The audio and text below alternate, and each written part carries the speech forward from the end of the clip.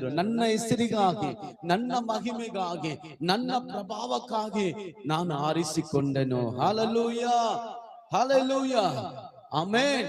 ಆತನು ತನ್ನಗೋಸ್ಕರ, ತನ್ನ ಹೆಸರಿಗೋಸ್ಕರ ನಮ್ಮನ್ನು ಆರಿಸಿಕೊಂಡಿದ್ದಾನೆ. ಹಾಲೆಲೂಯ. ನಾವೇನ್ ಮಾಡ್ಬೇಕು? ಆತನ ಹೆಸರಿಗೆ ಮಹಿಮೆ ಕೊಡಬೇಕು. Hallelujah, amen.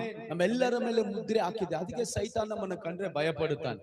ನಮ್ಮನ್ನ ಕಂಡ್ರೆ ಬೇರೆಯವರ ಬಗ್ಗೆ ನನಗೆ ಗೊತ್ತಿಲ್ಲ, ಆದ್ರೆ ಕ್ರೈಸ್ತರ ಕಂಡ್ರೆ ಸೈತಾನಿಗೆ ಗಡಗಡಗಡೆ ನಡೆಯುತ್ತಾನೆ. ಕಾರಣ ದೇವರ ಬೈಬಲ್ ವಾಕ್ಯ ಹೇಳ್ತದೆ, ನನ್ನವರೆಲ್ಲರೂ, ನನ್ನವರೆಲ್ಲರೂ. ಹಾಲೆಲೂಯ. ಅದು ಮಾತ್ರನಾ?